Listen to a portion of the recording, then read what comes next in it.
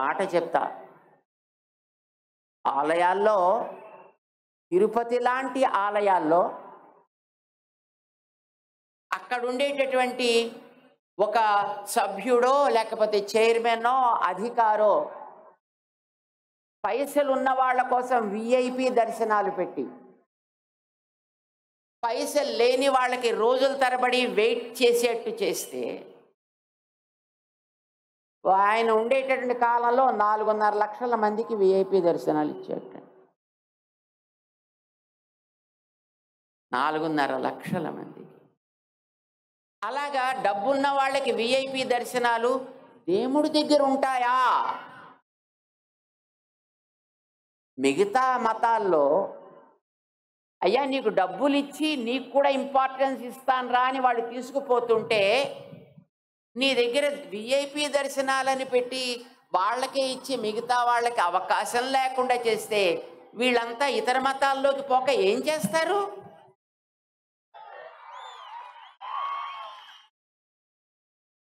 అంటే మీ డిపార్ట్మెంట్లో ఉండేటటువంటి ట్రస్ట్ బోర్డ్ అండ్ ఆఫీసర్స్ ప్రత్యక్షంగా ఈ హైందవ ధర్మంలో ఉండే వాళ్ళందరినీ మత మార్పిడికి ప్రోత్సహిస్తున్నారు. దీన్ని నిర్వహించడం ద్వారా ప్రేరేపిస్తున్నారు. మీరందరూ కూడా మీ దేవుళ్ళు పైసల వాళ్ళు, వాళ్ళ దేవుళ్ళు ఫ్రీ దేవుళ్ళు. ఫ్రీ దేవుళ్ళు కాదు, పైసలు ఇచ్చే దేవుళ్ళు అని. అందుకే అట్లాంటి ఆఫీసర్స్, అట్లాంటి ట్రస్టీస్ ఈ ఆలయాలకి పనికిరారు. మీరు ఉండదలుచుకుంటే ఆ ధర్మాచార్యులు, ఆలయ నిర్మాణాన్ని చేయించిన వాళ్ళు, ప్రతిష్ఠ చేయించిన వాళ్ళు, సంప్రదాయాల్ని పరిరక్షించేటటువంటి ఇలాంటి మహానుభావులు ఏ నిర్ణయం చేస్తారో, దానికి వచ్చే పైస ఎట్లా వాడాలో, ఏ సమయాల్లో చేయాలో, ఎంత చేయాలో, వారు చేసినటువంటి నిర్ణయాలని అమలుపరచగలిగే మనస్సుంటే, అమలుపరచగలిగే శ్రద్ధ ఉంటే మీరు కంటిన్యూ చేయండి. అది లేదు అని అనుకుంటే వెంటనే అక్కడి నుంచి పక్కకి వాళ్ళని తొలగించవలే. అయితే అలాంటి పనులు చేయడానికి మేమంతా మీ ఆస్తుల్ని కాపాడుతున్నాం కదండి, కాపాడటం లేదు. ఎక్కడ 15 లక్షలు, ఎక్కడ 4.5 లక్షల ఎకరాలు? అంటే 10 లక్షల ఎకరాల ల్యాండ్ అంతా పోయిందా నీ గొప్పతనం వల్ల, నీ నిర్వాకం వల్ల. అందుకోసమనే మొట్టమొదట ఆయా ఆలయాలకు సంబంధించి ఉండేటటువంటి ఆస్తులన్నిటినీ ఎవరెవరు ఆక్రమించుకున్నా సరే వాటన్నిటిని తిరిగి మళ్ళీ ఆయా ఆలయాలకి ఇమ్మని సుప్రీంకోర్టు ఇచ్చినటువంటి నిర్ణయాన్ని అమలుపరచాలి. అప్పుడు ఆలయాలు ఎవరి మీద చేయి చాచి దేహి అని అడగాల్సిన అవసరం లేదు. ఆలయాలకు టికెట్లు పెట్టాల్సిన అవసరం లేదు. ఆలయాలు మన జీవితాలకు కావలసిన పవర్ఫుల్ ప్లగ్-ఇన్ సెంటర్స్ అవుతాయి. అప్పుడు మన జీవితాలనే సెల్ ఫోన్స్ని బాగా పనిచేసేట్టుగా దాంట్లో ప్లగ్-ఇన్ చేసి 5 గంటలు పెట్టక్కర్లే, అర నిమిషం పెడితే రోజంతా వాడుకోగలిగేంత శక్తిని మనకి ఆ ఆలయాలు ఇవ్వగలుగుతాయి. బంధువులారా, మనం వీటిని జ్ఞాపకం పెట్టుకుందాం. మన ఊళ్ళకి వెళ్ళిన తర్వాత వీటిని మనం సాధించడానికి చేయాల్సినటువంటి పనులేమిటో ఆలోచించి దానికి తగ్గట్టుగా మన టీమ్స్ని తయారు చేసుకుందాం. మనతో పాటు ఒక సమూహాన్ని, దీన్ని అర్థం చేసుకోగలిగే సమూహాన్ని మనం తయారు చేద్దాం. ఇవి జరపండి అని మనం అడుగుదాం.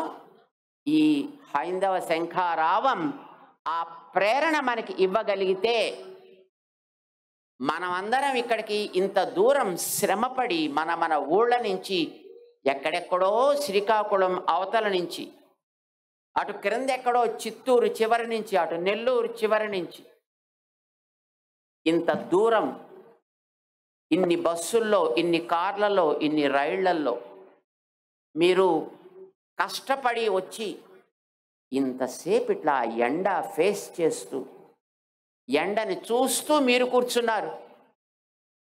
మీరు కూర్చున్నటువంటి ఆ శ్రమ, మీరు పడ్డటువంటి ఆ కష్టం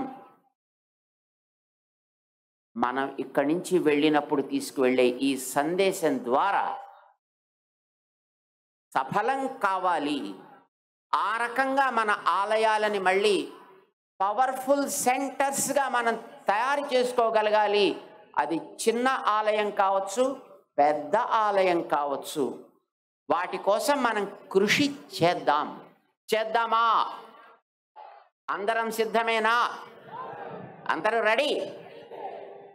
మీ అందరికీ కూడా ఆ సంకల్పం దృఢమవ్వాలి, స్థిరమవ్వాలి. మన పెద్దలందరూ మనకి ఎప్పుడు రక్షగా ఉండాలి అని ఆశిస్తూ, జై శ్రీమన్నారాయణ. बोल सीतारामचंद्र महाराज की, पवन सुत हनुमान की, समस्त भक्त वृंद की जय श्री राम, जय श्री राम. భగవద్బంధులారా, శంఖారావం, హైందవ శంఖారావం ఇక్కడ మనందరికీ ఒక ప్రతిజ్ఞని అందిస్తోంది. ఆ ప్రతిజ్ఞ మేము చెప్తాము. అందరం ఏకకంఠంతో గొంతెత్తి చెబుదాం.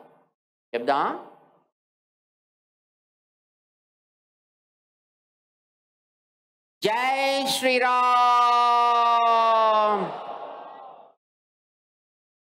శంకర, రామానుజ, మధ్వ ఆచార్యుల వంటి పూజ్య ధర్మాచార్యులు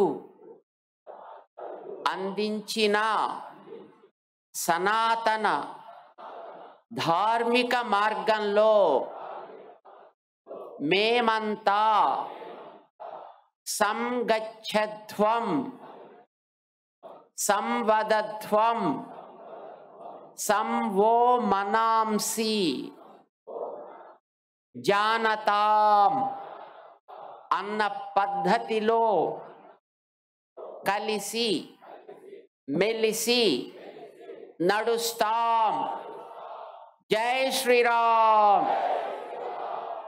హిందూ దేవాలయాలపై,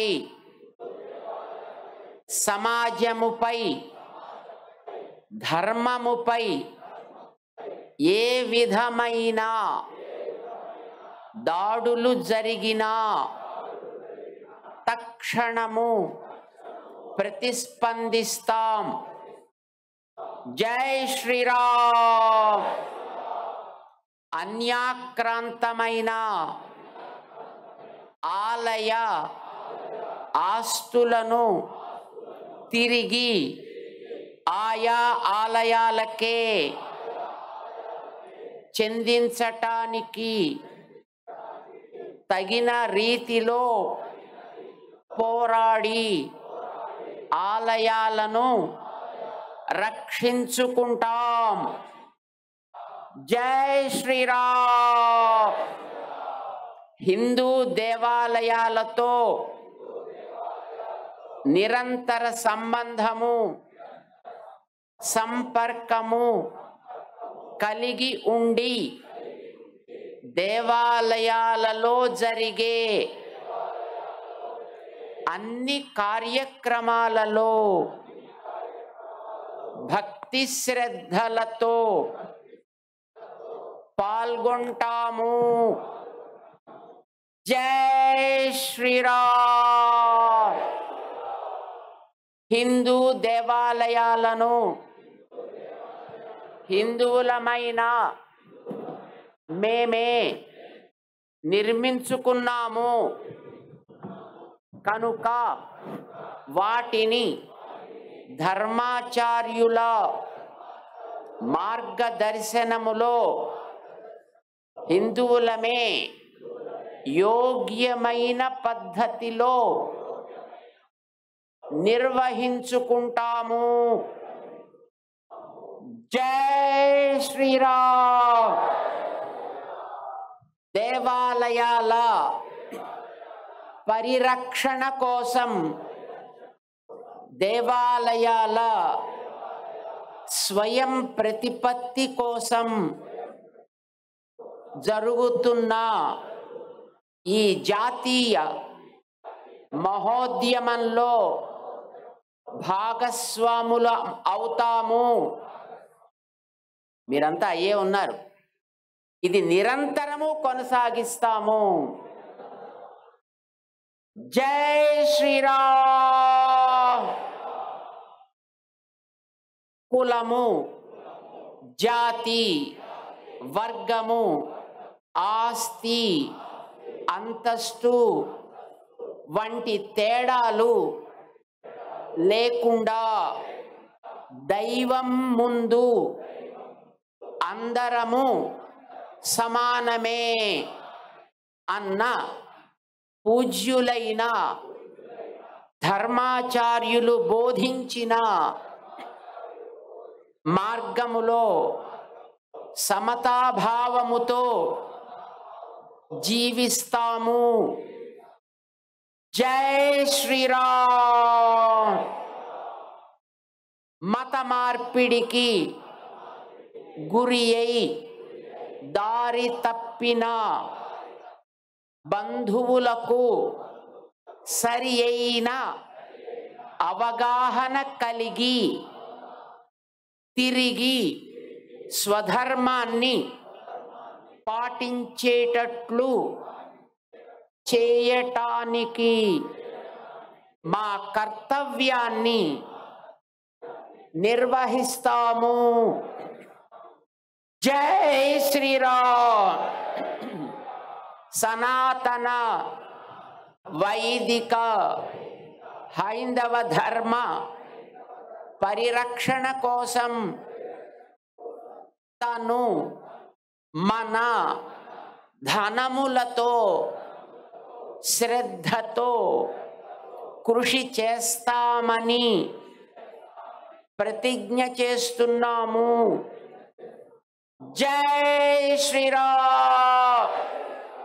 बोल भारत माता की, सनातन वैदिक धर्म की, समस्त भक्त वृंद की जय श्रीमन नारायण.